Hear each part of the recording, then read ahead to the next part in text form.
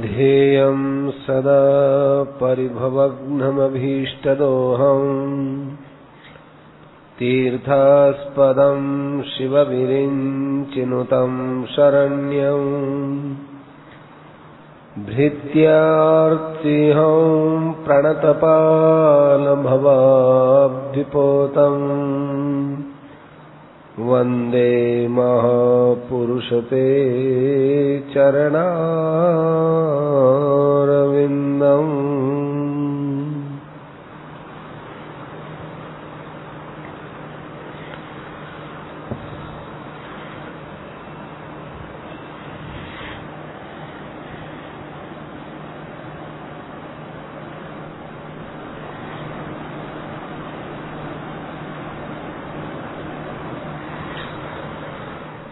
चलते फिरते माला लेकर भजन करने में लोग भगत जी कहते हैं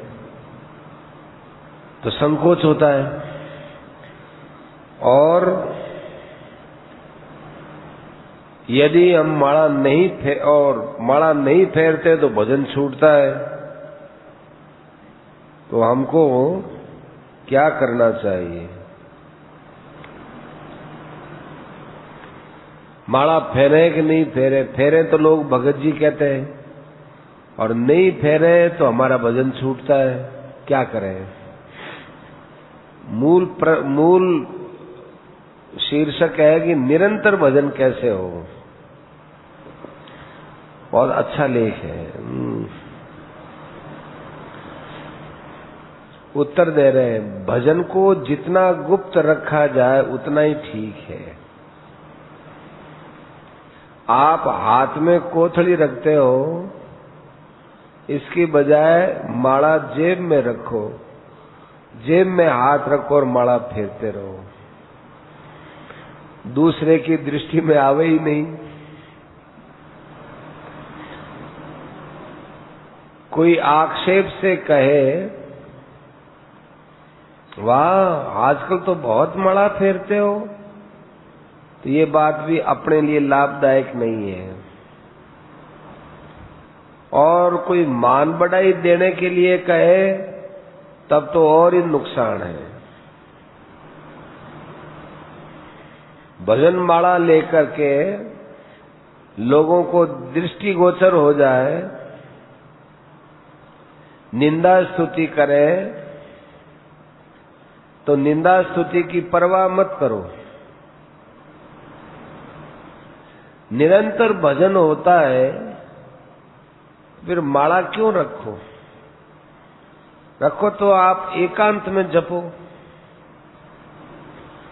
संख्या की पूर्ति के लिए माला रख सकते हैं, पर उसको गुप्त रखो। माला के बिना यदि संख्या पूर्ति हो सकती हो तो एक नंबर बात है।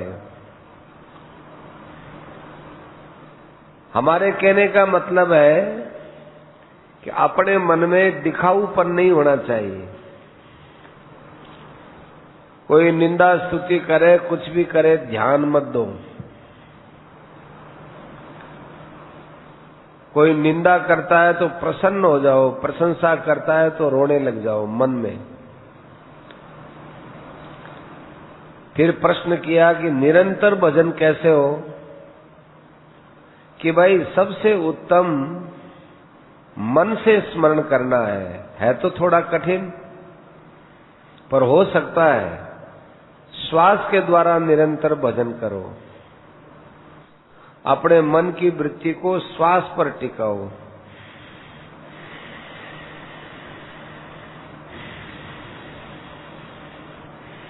ऐसे भजन करो, माने श्वास को आने को जाने को सुनो और श्वास श्वास में राम राम का, भगवान का नाम लो। जीभ के द्वारा उत्तम है, पर श्वास के द्वारा तो बहुत ही उत्तम है। श्वास की आवाज तो आती रहती है, वो आवाज बताती है कि भगवान का भजन की आवाज डालो। इसमें क्या जोर है?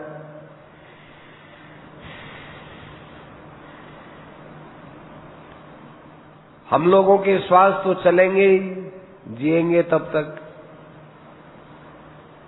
केवल उस श्वास की ध्वनि में भगवान के नाम को सुनना है, ये निरंतर भजन का उपाय है। अनन्य चेता सत्तम योमाम स्मृति नित्यशः। ऐसे पुरुष के लिए मैं बहुत सुलभ हो जाता हूं। भगवान का भजन और स्वरूप का ध्यान ये अपने आप होने लगते हैं। भगवान के ध्यान में नाम जप बड़ी सहायता करता है। प्रश्न किया कि अंतःकरण शुद्ध होने से भजन होता है और भजन से अंतःकरण शुद्ध होता है, क्या करें? जब मन शुद्ध होगा तो भजन होगा और भजन करेंगे तो मन शुद्ध होगा। पहले काम क्या होगा? उत्तर देते हैं भजन करने से अंतःकरण शुद्ध होगा। भजन के लिए पहले अंतःकरण शुद्ध की जरूरत नहीं है। पहले अपने भजन करो, अपने आप ही अंतःकरण शुद्ध होगा। नहीं तो जन्म भर अंतःकरण के शुद्ध होने की प्रतीक्षा करते रहो, शुद्ध नहीं होगा। अंतःकरण निष्काम भाव से शुद्ध होता है, जप करने से शुद्ध होता है, उपवास से शुद्ध होता है, प्राणायाम से शुद्ध होता है, सत्संग से शुद्ध होता है, तीर्थ में शुद्ध होता है, जप तप से शुद्ध होता है, यज्ञ दान तप इनसे शुद्ध होता है। हम एक बात और कहते हैं, आप जो कमाई करते हैं वो न्याय पूर्वक करो, वो कमाई का आप भोजन करो, आपका अंतःकरण शुद्ध हो जाएगा। इससे सरल और कोई उपाय नहीं है। पैसा तो आप कमाते ही हो, उसमें न्याय अन्याय का आपको ज्ञान भी है। न्याय का पैसा भोजन में लेना चाहिए। न्याय का पैसा बहुत पवित्र होता है। न्याय के पैसे से आहार करने से अपना तो अंतःकरण शुद्ध होता ही है, वो आप किसी को भी भोजन कराओ तो दूसरे का अंतःकरण शुद्ध हो जाएगा। सबसे पवित्र आहार है, न्याय से प्राप्त हो। सन्यासी, भिक्षु, ब्रह्मचारी शास्त्र की प्रणाली के अनुसार भिक्षा मांगे और भिक्षा में जो मिल जाए वो पवित्र है। ब्राह्मण, क्षत्रिय, वैश्य, शूद्र इनके लिए जो जीविका है वो न्याय पूर्वक प्राप्त हो जाए तो बड़ी पवित्र है। जैसे ब्राह्मण के लिए शीलोंस वृत्ति है, कपोत वृत्ति है, बहुत पवित्र मानी गई है। लोगों को पढ़ाना है, दक्षिणा लेना है, यज्ञ करना, दाना उत्तम है। अपने आप बिना मांगे मिले वो अमृत के समान है। वैश्य के लिए खेती है, गौ रक्षा है, वाणिज्य है। क्षत्रिय के लिए राज्य है और शूद्र के लिए नौकरी करना। इस प्रकार न्याय युक्त आजीविका है। कभी भी आजीविका में अड़ करके, जालसाजी करके, झूठ कपट से पैसा लेना नीचे दर्जे के समान है। बहुत ऊंची आजीविका तो वह है कि जिसके अन्न से दूसरों की आत्मा पवित्र हो जाए। राजा अश्वपति की कथा आती है। मेरा अन्न बड़ा पवित्र है। अन्न दूषित कब होता है? जब कसाई, वेश्या, कलवार का पैसा आए मेरे राज्य में, तब मेरा अन्न अपवित्र होगा। इनका अन्न मेरे यहां आता ही नहीं तो मेरा अन्न पवित्र है। ऐसा अश्वपति के यहां पर नियम था, दूसरों की भी आत्मा पवित्र हो जाए। ब्राह्मणों ने कहा कि हम धन के लिए नहीं आए हैं।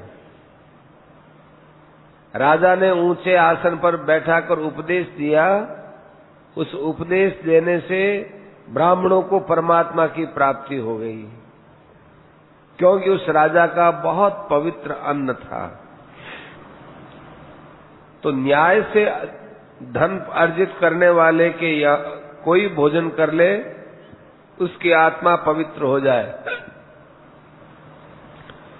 शूद्र का कच्चा अन्न ही लेना चाहिए, अन्न नहीं लेना चाहिए। आजकल लोग शूद्र के हाथ का कच्चा भोजन खा लेते हैं, उससे बुद्धि भ्रष्ट होती है। आजकल तो लोग होटलों में खाते हैं, उनके लिए ये सब उपदेश देना ही व्यर्थ है। कहीं बर्फ पी ली, कहीं यवन के हाथ का जल पी लिया। शास्त्रों में कहा है कि यवन से बढ़कर कोई नीच नहीं है। अंग्रेजों से भी यवन ज्यादा नीच है। अंग्रेजों में ईसा मसीह भक्त हो गए, पर यवनों में तो दूसरे की स्त्री का हरण करना, दूसरे का धन छीनना, ये वहां खूब चलता है। वे दूषित है। जो सोडा वाटर है, जो बर्फ है, उसकी अपेक्षा हरिजन का जल अच्छा है। ये जो बिस्कुट खाते हैं, कुछ बिस्कुटों में अंडे का रस होता है। जो बिस्कुट खाए उसके लिए धर्म की व्यवस्था करनी नहीं, बहुत करनी ठीक नहीं है। होटल में खाने के बाद हिंदूपना कुछ भी नहीं है। उसको तो हिंदू की लिस्ट में नाम लिखा दो ताकि संख्या बनी रहे, पर उसको धर्म की शिक्षा देना व्यर्थ है। पवित्र आहार वो है जो न्याय के पैसे से उपार्जित किया जाए। दूसरा आहार वो पवित्र जो स्वरूप से सात्विक हो, सुखदायी हो, निरोग बनाने वाला हो, बल को बढ़ाने वाला हो, मीठा हो, चिकना हो, जिसका प्रभाव बहुत देर तक रहे। जैसे साग है, फल है, दूध है, घी है, अन्न है, ये बहुत पवित्र सात्विक है। चिकनाई तेल में होती है, पर है ये राजसी। डालडा घी तो अपवित्र है, वेजिटेबल घी। लोभ के वश में होकर हमारे भाई लोग ही शुद्ध घी में वेजिटेबल घी मिला देते हैं। इसलिए दूध से घी निकाले या मूंगफली का तेल खाना अच्छा है। दूध 1 नंबर पवित्र गाय का है, 2 नंबर बकरी का है, भैंस का 3 नंबर है। फल सभी पवित्र हैं। फलों में अच्छी चीज आम है, केला है, अनार है, संतरा इत्यादि है। ज्यादा उपयोग अन्न का करें। चना, चावल, गेहूं और मूंग ये बहुत सात्विक अन्न है। ये देव अन्न कहलाते हैं। इनका सेवन करना सबके लिए हितकर है। साग सभी अच्छे हैं, 2-3 चीज की मनाही है। गाजर, लहसुन, प्याज और बैंगन भी अच्छा नहीं माना गया। धनिया है, सोयाबीन है, पालक है, हरी पत्ती का साग है, ये बुद्धि और स्वास्थ्य के लिए बहुत लाभदायक है और सस्ता भी है। शास्त्र का उपदेश है आहार शुद्धौ सत्व शुद्धि। आपका भोजन शुद्ध होगा तो अंतःकरण शुद्ध होगा। न्याय से उपार्जन किया हुआ द्रव्य हो और उसे सात्विकी अन्न लाया जाए और पवित्रता से उसको बनाया जाए, जो कि अपने आप बनाए, उसके समान क्या पवित्र अन्न होगा। ब्राह्मण, क्षत्रिय, वैश्य में आपस में एक दूसरे का बनाया हुआ खाने के लिए मनुस्मृति में निषेध नहीं है।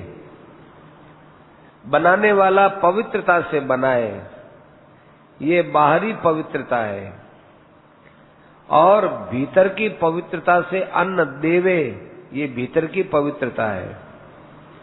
चित्त की प्रसन्नता से पुरस्कारी करे,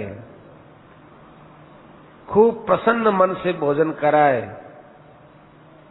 बनाने वाले की ओर से पवित्रता से बनाया जाए, न्याय से उपार्जन किए हुए द्रव्य का अन्न हो, वो सात्विक अन्न होता है। आजकल हम लोगों का भगवान में मन नहीं लगता है, उसमें कई कारणों में प्रधान कारण अन्न भी है। पवित्र अन्न खाओगे तो बुद्धि स्थिर हो जाएगी। भीष्म पितामह जैसे महात्मा थे, उन्होंने दुर्योधन का अन्न खाया तो भीष्म पितामह पर कैसा बुरा असर पड़ा। कोई न्यायाधीश किसी से घूस ले लेवे तो वो न्याय करते समय अन्याय कर देता है, उसकी बुद्धि पाप में डूब जाती है। हमने एक कथा सुनी है, एक साधु एक गृहस्थ के घर भोजन करने गए, भोजन कर लिया। उस गृहस्थ की स्त्री का जो हार था वो एक खूंटी पर टंगा हुआ था। उस कमरे में कोई दूसरा था नहीं देखने वाला। तो उस साधु के मन में आया कि बड़ा अच्छा हार है, ले चलो। तो उन्होंने खूंटी से लिया और अपने जेब में रख लिया। बाबा जी अपने घर पर आ गए, आश्रम कुटिया पर आए।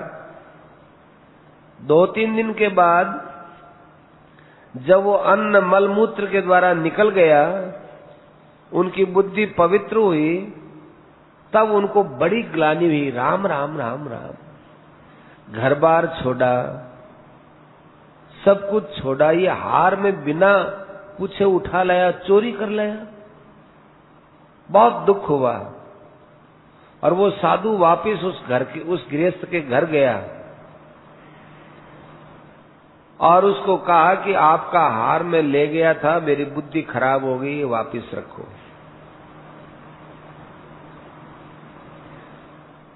पर एक बात बताओ कि आपके क्या क्या धंधा है, कमाते कैसे हो? तो उसने कहा कि मेरे सोने का धंधा है, सोने का व्यवसाय है। तो सोने का जो व्यवसाय करते हैं, जो घड़त करते हैं, इसमें तो चोरी होना बिल्कुल स्वाभाविक है। इसलिए आपका मैंने अन्न खाया, मेरी बुद्धि मारी गई। हर एक भाई को विचार करना चाहिए और हर कहीं भोजन करने में आनाकानी भी करनी चाहिए, जिसमें न जाने कैसा अन्न है, कैसा क्या है। साधुओं के लिए तो कोई विशेष आवश्यकता नहीं, क्योंकि साधु का उसके अलावा कोई चारा नहीं। देखो, साधुओं में हर आदमी भिक्षा नहीं ले सकता, भिक्षा मांग नहीं सकते हैं। हम लोग जो भिक्षा मांगते हैं ज्यादा बढ़िया नहीं है, ये जोड़ी लेकर के जाते हैं, ज्यादा बढ़िया नहीं। जो आश्रमधारी है और जो त्यागी होते हैं, उनके लिए भिक्षा जाना बहुत जरूरी है। जो आश्रमधारी हैं, जो भेंट पूजा लेते हैं, उनको भिक्षा जाकर के लेकर के आने निषेध है, और जो त्यागी हैं उनको भिक्षा से ही निर्वाह करना चाहिए। अलग अलग बात है। गृहस्थों का कर्तव्य है कि साधु संतों को पवित्र भिक्षा दें। ये साग में ज्यादा मसाला आदि डालते हैं, ये राजसी है। हल्दी अच्छी है, धनिया सात्विक है, स्वास्थ्य के लिए लाभदायक है। ये खट्टी है, तीखी है और जलना अंदर जलाने वाली चीजें है, राई है, अमचूर है, विशेष ये मिर्च वगैरह है, गरम मसाला है, ये महाराजसी है। इनसे चित्त की वृत्तियां खराब होती है। इसे तो खाना ही नहीं चाहिए और न साधुओं को देना ही चाहिए। राजा चक्ववेण बड़े विरक्त थे। राज्य के पैसे आते उसे प्रजा की सेवा में लगाते और अपने खर्चे के लिए खेती करते थे। भोजन के लिए अन्न वस्त्र स्वयं पैदा करते थे, हाथ से खेती करते थे जैसे किसान करता है। सादे वेश में रहते थे, मोटे कपड़े पहनते थे। अपने खाने पहनने की व्यवस्था खेती से करते। प्रजा की स्त्रियों के संग से रानी के भी एक कुसंग लग गया। वो क्या लगा कि उन स्त्रियों ने खूब अच्छे गहने पहन रखे थे, तो रानी के मन में आए कि मैं भी अच्छा गहना पहनूं। उसने राजा से कहा कि महाराज, हम इस देश के राजा हैं, आप राजा हैं, मैं रानी हूं। हमारे प्रजा खूब बढ़िया गहना पहनती है, मेरे पास एक भी गहना नहीं है, हमको भी गहना पहनाओ। राजा ने समझाया कि देखो रानी, प्रजा गहना पहनती हुई अच्छी लगती है और रानी सादगी से रही हुई अच्छी लगती है। ये हमारी बड़ी भारी शोभा है, क्योंकि हमारे पास ज्यादा धन तो है नहीं। जो धन है वो प्रजा का है और अपना जो कमाते हैं उसमें अपना केवल खर्चा चलता है। इसलिए गहने की बात छोड़ो। रानी नहीं मानी।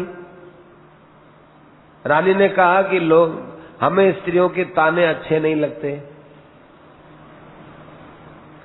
राजा असमंजस में पड़ गए। राजा ने अपने मंत्री से सलाह की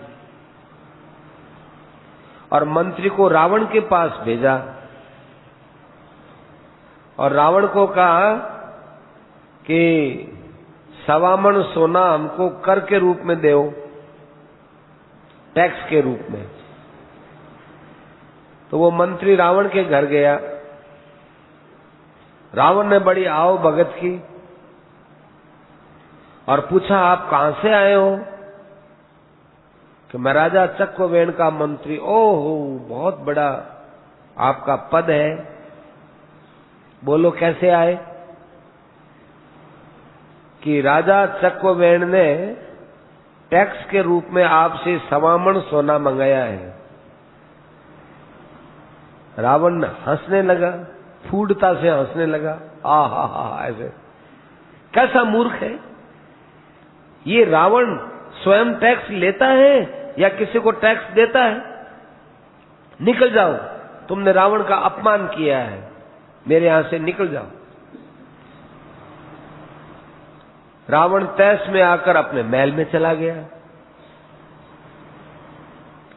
रावण को क्रुद्ध देख करके रावण की पत्नी मंदोदरी ने कहा, क्या बात है, बहुत क्रोध में दिखाई देते हो नाथ, क्या बात हो गई? रावण ने मंदोदरी से कहा, देखो इस संसार में कैसे कैसे पुरुष है। जिस रावण के नाम से देवता थर्राते हैं, उस रावण से चक्ववेण राजा टैक्स के रूप में 1.25 मन सोना मांगता है।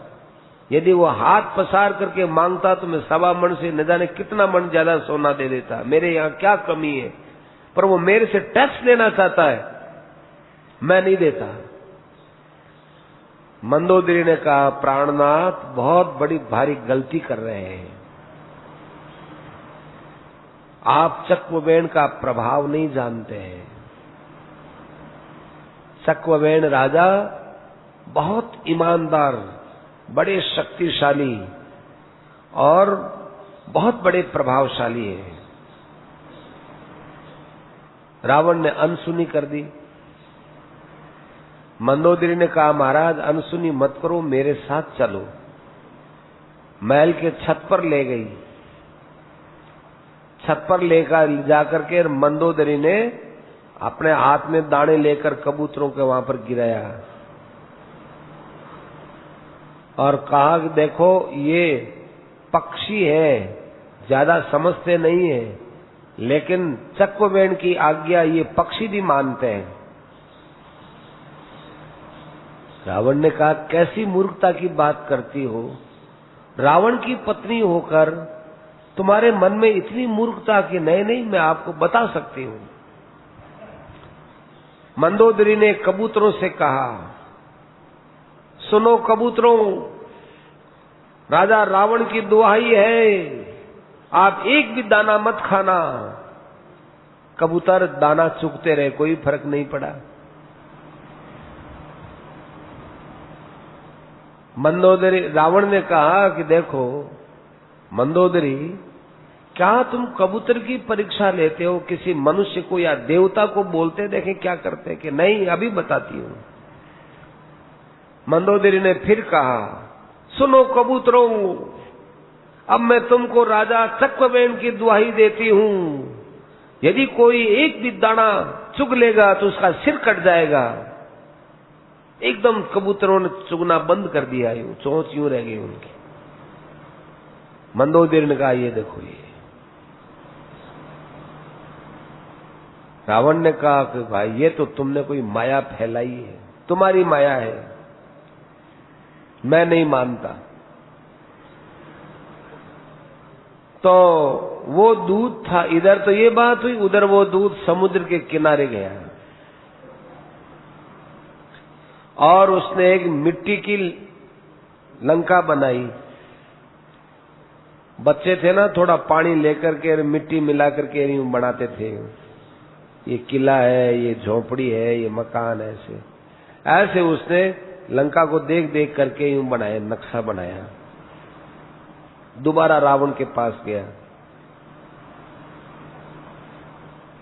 रावण से कहा, महाराज मेरे साथ समुद्र के किनारे चलिए, मैं चक्रवेण का प्रभाव दिखाता हूं।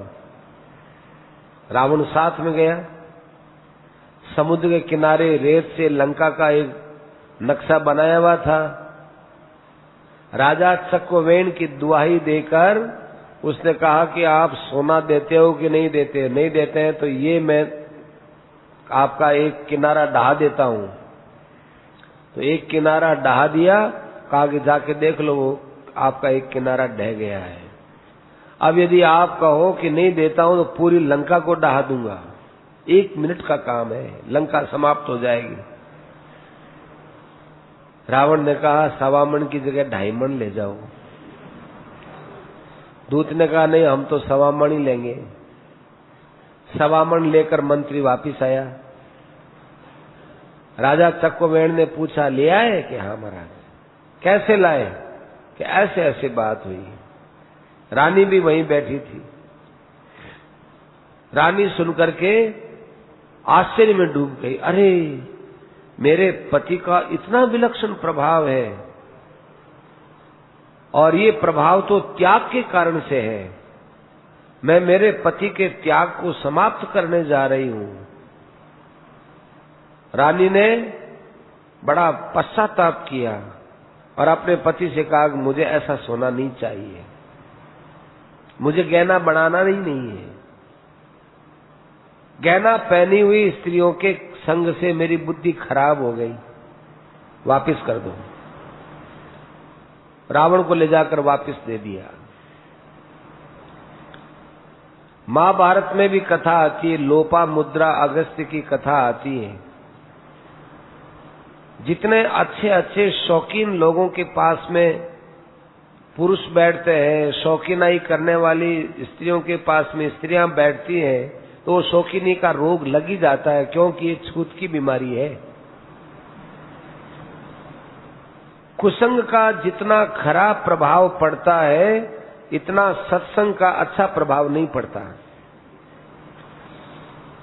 इसलिए कहा जाता है कि सत्संग नहीं मिले तो घर में बैठे रहो, पर कुसंग तो बिल्कुल मत करो।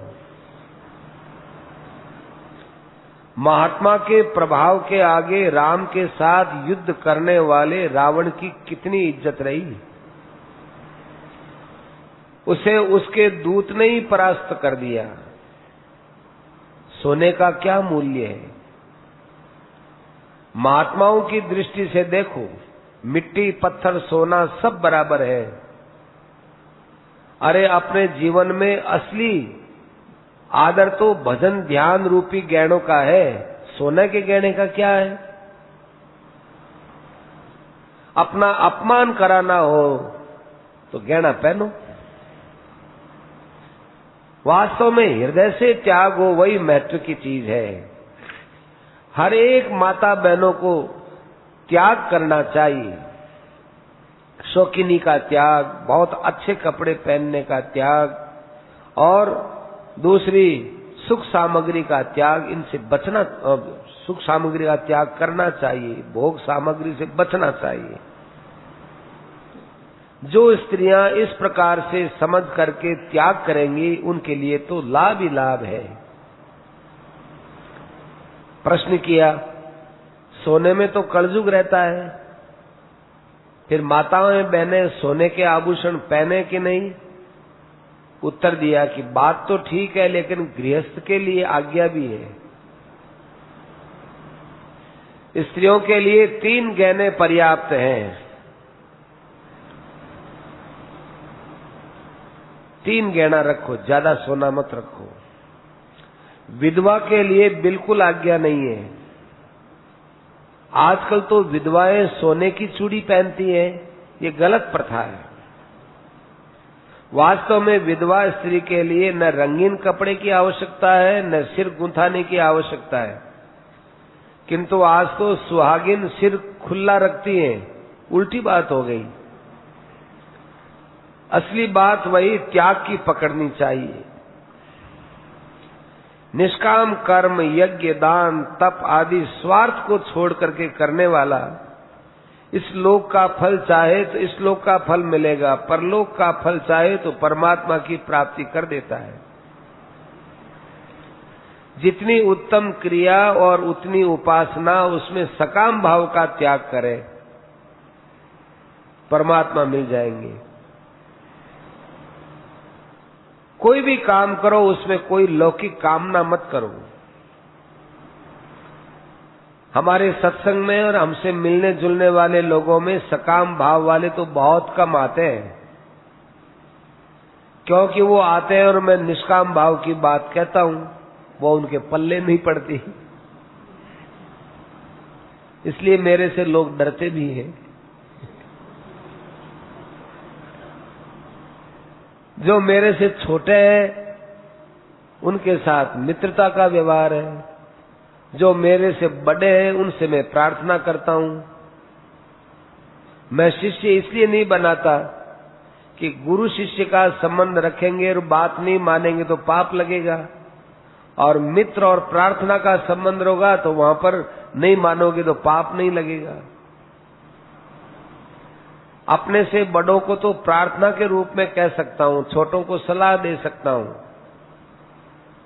दोनों को ही मैं तो पाप से बचने के लिए कहता हूं कि जीवन को शौकीनी में मत डालो, भोगों में मत डालो, क्योंकि ये जीवन आपका अमूल्य है, अमूल्य रत्न है।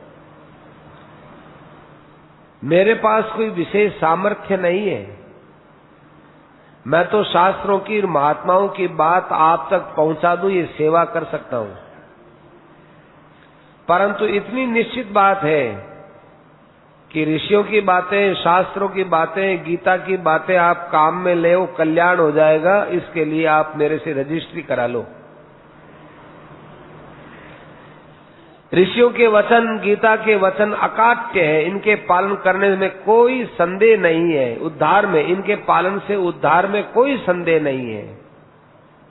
मैंने गीता में 233 ऐसे श्लोक रख रखे हैं जिनमें एक का भी अनुष्ठान करे तो उसका जीवन सुधर जाए, इसमें शंका नहीं है, चाहे हमसे लिखा पढ़ी करा लो।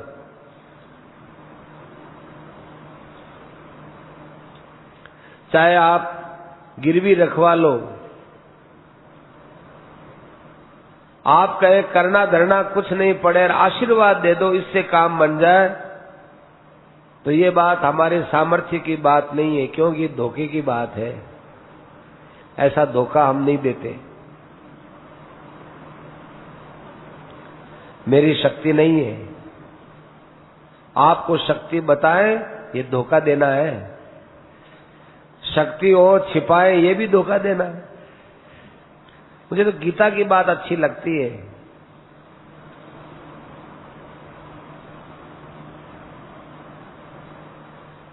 यथार्थ मानकर चलना चाहिए, गीता के वचनों को यथार्थ मानो।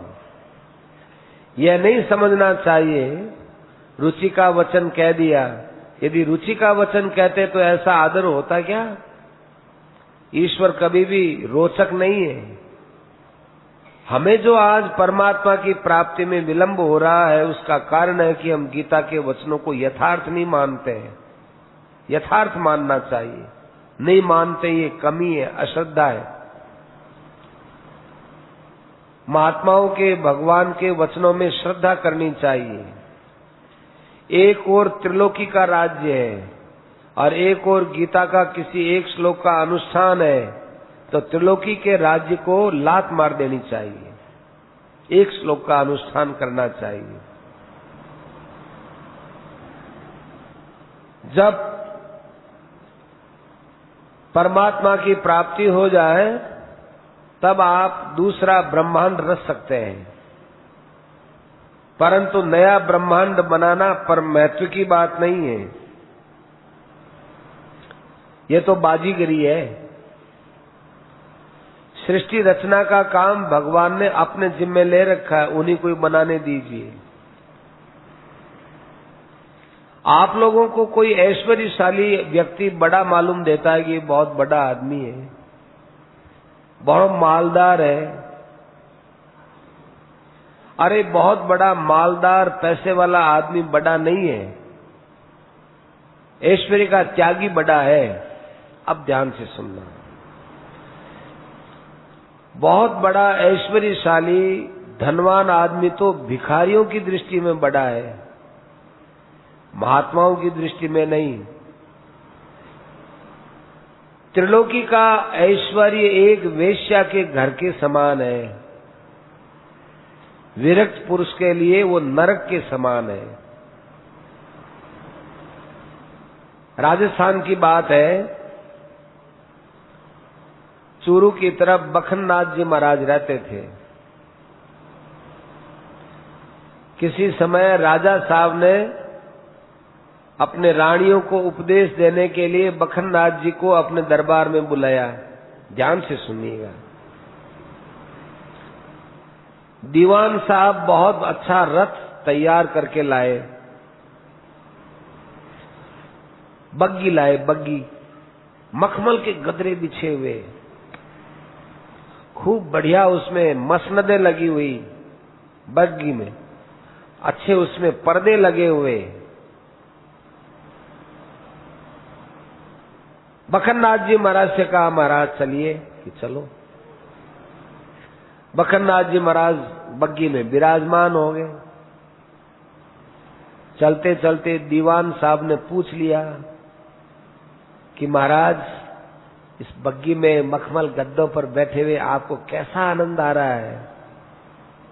तो बखननाथ जी महाराज ने कहा, कुंभी पाक नरक में बैठने से जो आनंद आता है वैसा आनंद आ रहा है कुंभी पाक नरक में। दीवान साहब के तो होश गायब हो गए। कहा कि महाराज ये बात क्यों कहते हो और बैठते क्यों इसमें? तो उन संतों ने कहा, अरे गाय कष्ट पा रही है, इन गायों के लिए रानी साहब से कुछ कहना है कि वो कुछ राजा से हुक्म करवा देवे, इसलिए बैठा हूं। इसलिए कुंभी पाक नरक में बैठना भी कोई दोष नहीं है। तो हमारे कहने का आशय है कि विरक्त महापुरुष की दृष्टि में सारा ऐश्वर्य नरक के समान होता है। ये वैराग्य की कमी से आजकल हमारा उद्धार नहीं हो रहा है, ध्यान में भी बड़ी बाधा लगती है, क्योंकि संसार के भोगों से वैराग्य तो है नहीं, ऊपर ऊपर से हम साधन करते हैं। हजार युक्तियां सुन लो, संसार को हजार बार नाशवान बता दो, आत्मा का कैसे ही नित्यता का स्वरूप बता करके बखान कर लो, पर वैराग्य के बिना कुछ काम की नहीं है। मन में वैराग्य होगा तो हजारों युक्तियां आपके मन में पैदा हो जाएगी। जैसे कोई भांग के नशे में चूर है, ऐसे वैराग्य के नशे में चूर रहना चाहिए। भांग के नशे से तो पतन है, वैराग्य का नशा पवित्र है। सब नशा बुद्धि को नष्ट करने वाला है, वैराग्य का नशा बहुत श्रेष्ठ है। जितनी मात्रा में आपके मन में वैराग्य होगा, उतना ही आपका भगवान में मन स्वतः ही लगता रहेगा। नारायण नारायण नारायण।